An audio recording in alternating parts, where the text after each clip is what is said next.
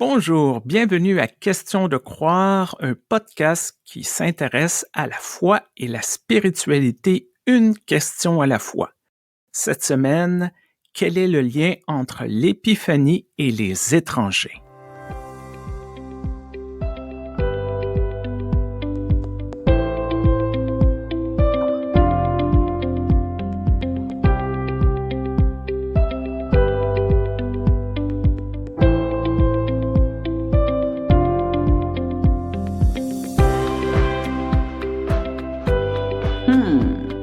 Bonjour. Bonjour Joanne, bonjour à toutes les personnes à l'écoute. Moi, j'aimerais commencer déjà par une petite mise au point sur le charbon, qui a à voir beaucoup avec los reyes, avec les rois, comme on dit en Espagne, et qui est en fait une petite alternative au cadeau, c'est-à-dire que pendant longtemps, on a menacé les enfants s'ils étaient pas sages, au lieu de recevoir par exemple une mandarine, ils recevraient du charbon, qui est assez marrant parce que je pense que le charbon, pendant longtemps, c'était quand même quelque chose qui était très utile, avant l'électricité. Ben oui. Donc, finalement, au fur et à mesure, on a transformé la menace du charbon en une confiserie. C'est une confiserie qui est fabriquée en Espagne et qui est offerte un peu tout le temps, avec sucre, eau, blanc d'œuf, et puis évidemment, du colorant alimentaire noir ou bien du charbon végétal. À l'épiphanie, il y a quand même la galette des rois. De tradition, moi, dans ma famille, c'est pas vraiment une galette, c'est plus un gâteau. Et je me souviens que ma mère mettait une fève et c'était la personne qui trouvait la fève dans sa portion de gâteau était le roi ou la reine de la journée. Je me souviens même d'une année où personne a trouvé la fève. On a pu l'avaler tout rond. Ça laissait les gens un peu perplexes, mais c'est quelque chose qui est resté, ça, dans la tradition ici, cette galette, ce gâteau des rois. Oh, mais au fait, Stéphane, on est dans la nouvelle année. Stéphane, bonne année! Ben oui, bonne année à tout le monde. Et comme on est, c'est vrai, au début de l'année avec toutes ces traditions, une fois, hasard du calendrier scolaire, je me suis retrouvée en Espagne alors qu'on était en train de préparer la venue des Reyes. Normalement, non, parce que souvent, si j'allais en Espagne, c'était après le Noël, papa-maman, mes parents étaient divorcés, on passait toujours Noël ensemble. Et les rares fois où j'ai pu aller rejoindre la famille espagnole, c'était forcément autour du 26, puis il fallait rentrer vers le 2, et puis les cavalcades, elles commencent le 3, le 4. Et puis il y a eu une année comme ça, géniale, où j'ai pu voir les cavalcades qui préparent en fait la venue des rois. Alors ça tombe souvent le 6, souvent c'est plus ou moins autour de la rentrée scolaire. Je ne crois pas que je l'ai vécu en Espagne, mais j'ai pu vivre en fait quand il y a ce qu'on appelle les géants, gigantes, et puis les grosses têtes, les cabezudos. Alors ça c'est marrant, c'est des personnages et puis ils ont une énorme tête, tu vois, les grosses têtes, et ils défilent pour annoncer la venue des rois mages. Mais tu vois, en même temps, maintenant que je travaille dans la migration, d'ailleurs j'en suis très heureuse d'avoir ce ministère, je peux pas m'empêcher de me poser, de regarder ça et de me dire mais qu'est-ce que c'est que toute cette allégresse populaire qui se réjouit, qui prépare même la venue de ces étrangers venus apporter des cadeaux, alors qu'on sait qu'il y a un repli identitaire dingue en Europe et puis en Suisse aussi. Et alors, finalement, la 45 ans que je suis maintenant, on se dit mais waouh, comment ça se fait qu'on arrive à faire cohabiter les deux? Parfois, j'ai l'impression qu'on a naturalisé ces personnes-là, dans le sens que, oui, c'est des étrangers, mais c'est des bons étrangers. Ah, Et un peu cyniquement, je pourrais dire, ils repartent une fois qu'ils ont terminé ce qu'ils avaient à faire. C'est vrai que c'est intéressant parce que ces personnes, donc on connaît pas vraiment le nom, il y a la tradition, mais est-ce qu'il était 3, est-ce qu'il était 12, est-ce qu'il était 9, ça c'est des questions de tradition. On sait que c'est des gens qui viennent de loin, mais où, on ne sait pas, encore une fois, c'est la tradition. On prend pour acquis que c'est des païens, mais bon, on ne sait pas quelle était la foi de ces personnes. À la limite, on ne sait pas c'est quoi la foi exactement de Joseph et Marie, on ne sait pas c'est quoi exactement la foi des bergers, mais on les positionne en tant qu'étrangers et il y a comme une espèce de tension, là. C'est comme, on veut faire une église universelle, mais il y a quelque chose là-dedans que c'est vrai que tu touches puis que c'est très pertinent à explorer, je pense.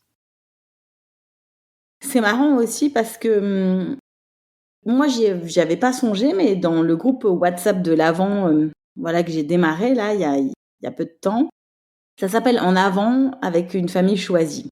Il y a beaucoup de personnes queer dans ce groupe. Et puis j'ai quelques collègues, comme ça arrive souvent, qui sont venus, comme on dit en espagnol, pour curiosear, parce qu'ils sont curieux, ils veulent voir quel est le concept, et puis peut-être qu'ils vont le dupliquer ailleurs, ce qui est tout à fait OK pour moi.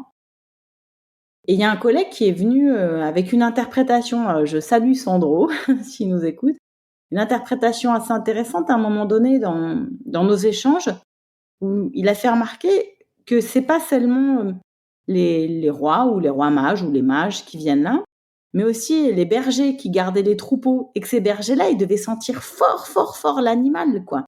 C'est normal, ils dorment dehors, ils vivent avec leurs bêtes, ils devaient pas se doucher tous les matins et se mettre du déodorant.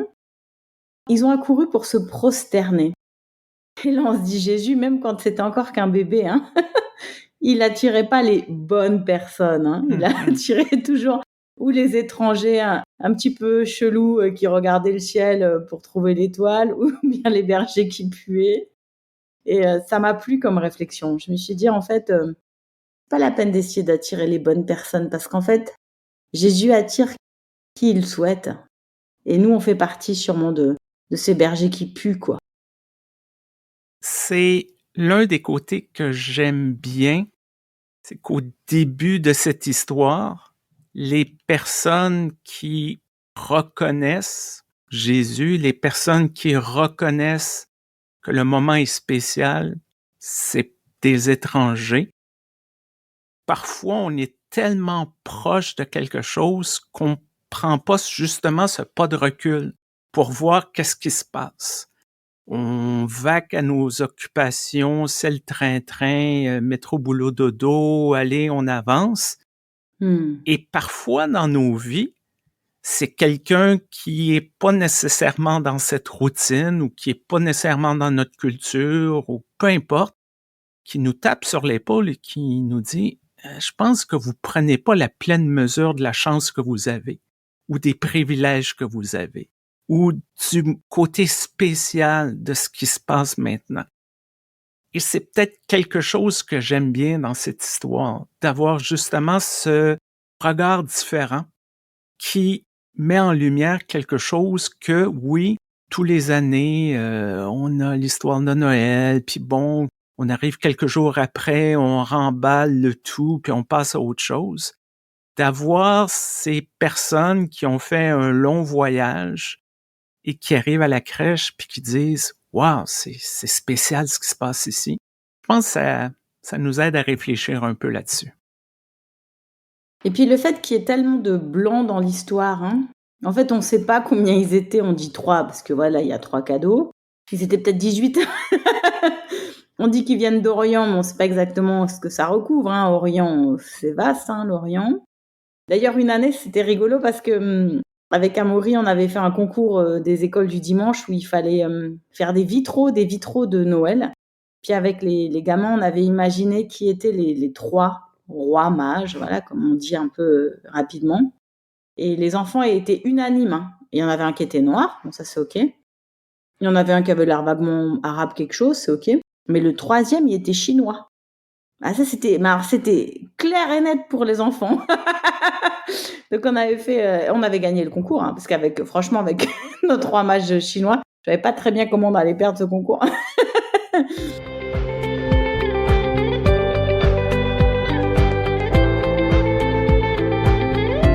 Ça pour dire que on sait pas grand-chose. En fait, moi ma petite solution, puis après chacune aura la sienne, c'est de combler un peu ces vides avec ce que j'entends des itinéraires des migrants et des migrantes aujourd'hui. Tu vois, l'autre jour, j'avais un temps de conversation à la bibliothèque. J'aime bien aller là-bas, parler avec des migrants, des migrantes pendant 1 heure, des allophones, comme on dit. De temps en temps, d'ailleurs, il y a une dame expatriée américaine, un peu chic. Enfin, il n'y a pas que des migrants et des exilés, il y a juste des gens qui veulent parler français. Bon, là, c'était pas une dame américaine un peu chic. Là, c'était vraiment une dame qui avait traversé beaucoup de choses. Et elle me disait que dans son pays, en Érythrée, en fait, on l'a mariée de force à 14 ans. Voilà, ça s'était réglé comme affaire. Elle a accouché à 15 ans. Et 1 an après, elle avait les forces armées devant la porte, venues la chercher pour qu'elle fasse son service militaire et qu'elle parte combattre. Et en face de moi, j'avais cette dame, tu vois. Elle était pas mal pleine d'entrain. C'est quelqu'un qui avait choisi de socialiser en rigolant. Voilà, elle a dû passer par pas mal de périodes de dépression, mais elle avait fait un espèce de choix vital comme ça. Elle ponctuait pas mal de ses phrases en français approximatif, mais en rigolant. Elle dégageait comme ça une envie de rentrer en relation. Et c'est un peu comme ça, ces rois mages, quoi. C'est des gens qui sont en face de nous, dont on voit quelque chose, dont on sait quelque chose. Voilà, l'or, l'encens, la myrrhe. Et en fait, comme on dit en anglais, quoi, to fill the gap, quoi. C'est-à-dire, en fait, il y a tous ces éléments qui nous manquent sur leur trajectoire, mais on peut, en étant au contact de personnes en situation de migration, on peut faire des petites analogies. Alors là, c'est une femme, c'est des hommes, donc ce sera pas tout à fait pareil, mais sur ce parcours-là, sur ce chemin pour arriver jusqu'à Jésus, qu'est-ce qui leur est arrivé? Qu'est-ce qu'ils ont dû lâcher? Qu'est-ce qu'ils ont dû donner comme bakshish, comme amende à droite à gauche? Est-ce qu'ils ont été détenus comme presque tous les migrants que je rencontre qui ont été détenus pour un bout en Libye, hein, la Libye de Kadhafi qui était quand même, voilà, réputée pour ses 5 étoiles. Pas tout à Mhm. fait. On les voit et ils vont pas tout nous dire parce qu'il y a aucune raison qu'on se raconte des choses aussi intimes. On sait pas en fait ce qui leur est arrivé. On peut juste se dire qu'ils ont réussi à venir jusqu'à nous et que c'est un miracle déjà en soi. On peut aussi avoir un petit temps de pause pour réaliser combien il y en a qui se sont perdus en chemin, qui ont été avalés par la Méditerranée, qu'on retrouvera jamais, hein, d'ailleurs, hein, ça c'est clair. Et puis se dire finalement, dans cette histoire de la crèche, il y a cette notion d'accueil, quoi, d'accueil inconditionnel. Il y a Marie qui est là, en train de sûrement d'allaiter son bébé, et qui dit pas aux gens, voilà, quels sont vos papiers, d'où venez-vous, quel est votre parcours, quel est votre parcours migratoire, puis-je savoir quelle est votre motivation pour nous rejoindre ici en Galilée. On a quelque chose de beaucoup plus humain, de beaucoup plus spontané. Et puis eux, ils ont juste un petit peu des petits cadeaux, quoi. Et les bergers qui puent, qui les rejoignent. Moi, j'aime bien toutes ces images et je me demande si ça peut nous aider aussi dans notre quotidien de passer de la métaphore à la rencontre. Je pense qu'il y a quelque chose d'universel dans cette histoire, dans le sens de l'image de suivre à l'étoile. C'est ça un peu l'histoire nous dit. On a des personnes qui remarquent une étoile et décident de partir à la recherche. Le texte ne nous dit pas, puis fort probablement, ce qu'il faut en comprendre, c'est que le signe n'est pas trop précis. Ils n'ont pas de garantie, ils n'ont pas de lieu, ils n'ont pas de nom. Ils partent à l'aventure et suivent l'étoile. Et ça, je pense qu'il y a un côté un peu universel, comme je disais, parce que, oui, il y a les gens qui ont connu la migration, soit volontaire, soit forcée, mais pour nous tous et nous toutes, parfois on est confronté à une réalité. Est-ce qu'on demeure dans notre confort? Est-ce qu'on reste assis? On ose suivre l'étoile? On ose suivre quelque chose, un peu se lancer dans le vide, partir à l'aventure, que ce soit mentalement, physiquement, émotivement. Il y a une notion, je dirais, de courage là-dedans, que je trouve qui est peut-être pas assez exploitée. Ces personnes-là, dans cette histoire, n'avaient pas à faire tout ce chemin, rencontrer tous les obstacles. Peut-être que les gens autour d'eux riaient de ces pauvres hommes. Ah, regarde encore un tel qui part à l'aventure, qui va chasser des étoiles au lieu de rester à faire de l'argent avec sa famille. Il y a cette notion-là que je trouve qui est très intéressante et qui rejoint les gens, je pense. J'aime beaucoup que tu parles de ça, de partir à l'aventure, oser aller plus loin, venir avec ce qu'on a aussi. Et c'est vrai que ça m'amène à réfléchir et je suis contente qu'on fasse cet épisode parce que pastoralement, ça me met en route pour mes 2 cultes. Bien sûr, puisque nous, on enregistre bien avant, donc j'ai 2 cultes à préparer, un de l'Avent et puis celui du 25. Je suis contente parce que ça me fait réfléchir à la notion des anges. C'est vrai que c'est en Luc 2 qu'on a ces anges auprès des bergers et finalement les anges, ils interviennent, au moment, j'imagine assez, ouais, comme toutes les naissances, hein, au moment un peu dingue de la naissance. J'ai vécu 3 naissances par voie basse en plus, donc c'est toujours des moments. Il y a un côté un petit peu mystique dans une naissance. Pourquoi ça marche? Pourquoi des fois ça marche? Pourquoi des fois ça marche pas? Pourquoi, des sensations qu'on ressent? Enfin, il se passe quelque chose, d'assez spirituel dans les naissances. Même des femmes qui ont pas de pratique religieuse, elles en parlent volontiers de cet aspect spirituel et donc j'imagine la brave Marie, elle vit déjà toutes ces émotions et en plus il y a un ange. Ouais, c'est la totale, hein, et ce qu'on nous dit dans Luc, c'est que l'ange apparaît d'abord au berger. Il annonce la naissance de Jésus. Et puis après, il y a une multitude de l'armée céleste qui se joint à lui pour chanter gloire à Dieu au plus haut des cieux. Et donc là, il y a plein d'anges. Alors c'est vrai qu'on fait un peu un raccourci, on se dit ces anges, ils sont au-dessus de la crèche parce que souvent on voit ça dans les représentations. Alors pas nécessairement, pas vraiment, mais ils accompagnent tout ça en tout cas. Ils étaient là un petit peu avant et puis implicitement, ils continuent à être un petit peu là. Ça me fait réfléchir, est-ce que les étrangers qui viennent nous rejoindre et qu'on veut plus voir finalement, est-ce qu'ils sont pas aussi un peu des anges? Est-ce qu'ils nous annoncent pas un certain nombre de choses? Alors aujourd'hui, je suis un petit peu catastrophiste, hein, je parle de choses difficiles, mais finalement les réfugiés climatiques, ils nous annoncent, hein, ce qui va arriver aussi. Est-ce qu'on est intéressé de l'entendre? Est-ce qu'on est intéressé d'accueillir, leur discours, leur résilience aussi, leurs solutions? Tout ça, ça crée un combo, tu l'as dit un petit peu avant, un combo inconscient entre ange, berger, roi mage. Comme tu dis, les rois mages, on a envie de penser, voilà, qu'ils sont du bon côté, c'est les bons étrangers. Les bergers, ma foi, on en a besoin, c'est des travailleurs. Les anges, ils sont là-haut, hein. Donc voilà, ils viendront pas trop nous déranger. Puis moi, ça me met aussi en route sur notre compréhension de la démocratie. Et là, cette fois-ci, je pense à l'évangile de Matthieu. Ici, là, en Suisse, on vient de décider en votation populaire de ne pas réduire le temps d'attente pour que les étrangers votent. Moi, en tant qu'Européenne, je dois encore attendre un petit paquet d'années avant de voter. Normalement, c'est 10 ans pour voter juste dans ma commune, hein. Wow! Et puis en Matthieu, on voit que des savants étrangers comprennent la naissance du Messie mieux que les responsables religieux locaux. Et pareil avec les anges. Il y a des anges qui annoncent, en fait, cette gloire que n'ont pas su voir les gens du cru, quoi, Hérode et compagnie. Ça fait réfléchir un petit peu. Est-ce que c'est pas toujours comme ça que ça a bien fonctionné, une culture? Quand elle s'est ouverte progressivement aux vagues d'immigration?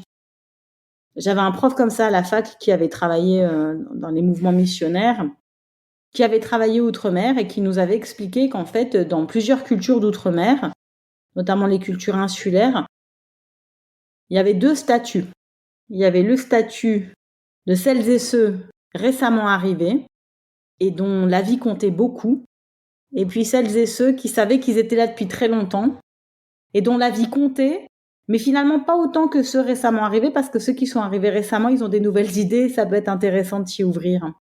Et je trouve ça très intéressant que dans une culture, on ait acté à un moment donné que quand ça fait longtemps qu'on est dans sa bouteille, on manque un peu d'oxygène. Quand on l'ouvre un petit peu comme ça, d'un seul coup, ça va mieux.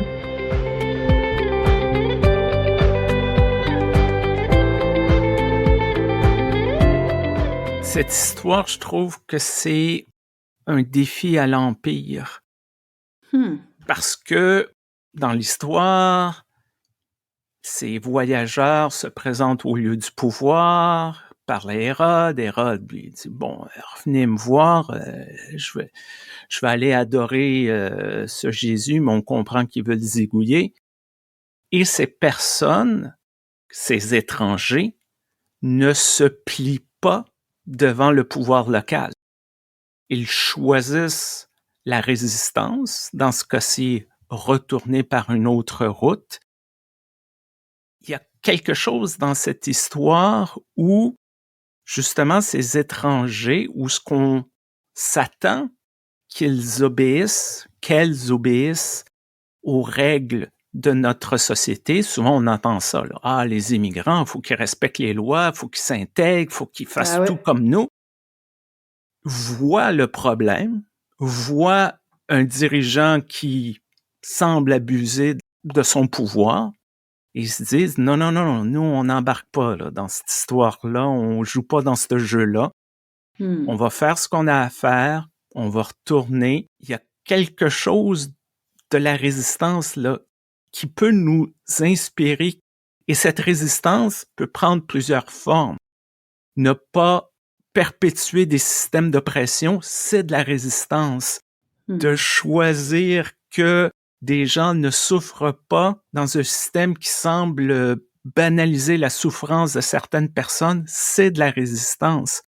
Donc, ces étrangers, même s'ils sont quand même une période très courte, si on comprend l'histoire, ont quand même un impact et démontrent ce que aussi peut être l'humanité, ce que aussi peut être des gens de foi, de dire non, on n'embarque pas dans ce jeu-là, on n'embarque pas dans ce système-là. Désolé. Et ça fait encore plus écho avec ce que j'ai dit, puisque c'est des personnes qui peuvent avoir un regard nouveau, peuvent apporter quelque chose de nouveau, et souvent sont extrêmement limitées dans leur possibilité de le faire. Et moi, je suis assez contente dans le ministère dans lequel je suis d'être au contact d'associations, mais aussi d'être soutenue par un certain nombre d'institutions civiles qui font une place. Et comme la commission consultative des résidents étrangers, ça je trouve très important, quoi. Qu'on crée des endroits où on les consulte et où on s'intéresse à ce qu'ils et elles peuvent apporter à la société et aussi à la thématique de la migration, qui est une thématique sur laquelle ils ont quand même une expertise, une expertise très claire. Toi, tu te sens plutôt quoi? Plutôt ange, plutôt berger, plutôt roi mage? Probablement plus dans le berger la majorité du temps. C'est toujours un peu difficile de prendre une seule étiquette puis l'appliquer à toute sa vie. Les bergers, c'est un peu les outsiders. Oui, je suis un homme cis hétéro-caucasien. Je ne suis pas un étranger en tant que personne. Lorsque je rentre dans une pièce, tout le monde voit la majorité, ce que est attendu de la normalité. Mais d'avoir un point de vue peut-être un peu différent, un peu de résistance, de dire ouais, il y a des choses qui fonctionnent bien, mais il y a des choses qui fonctionnent pas, puis ça peut être autre chose.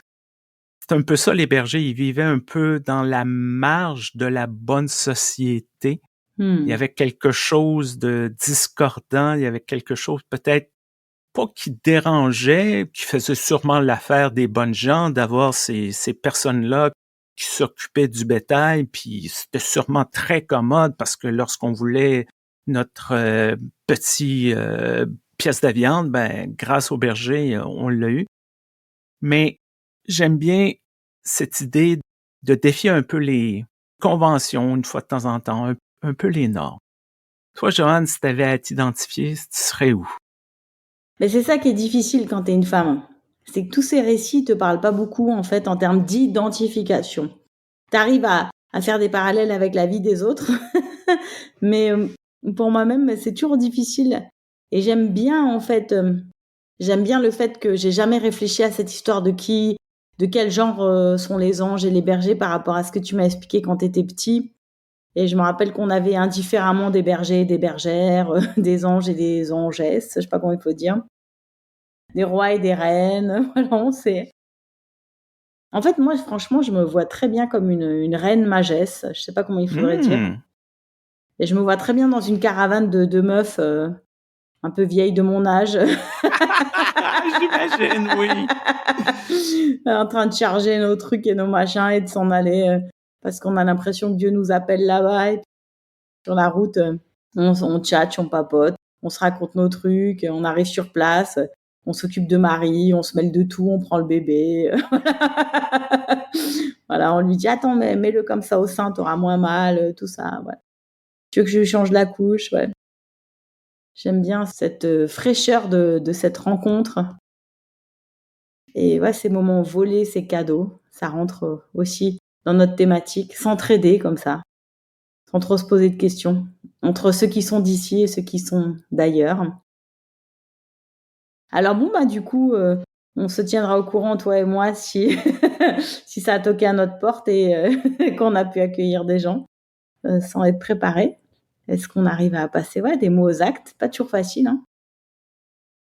Alors, merci beaucoup, Joanne, pour cet épisode. Merci à toutes les personnes qui ont choisi de débuter 2026 avec nous.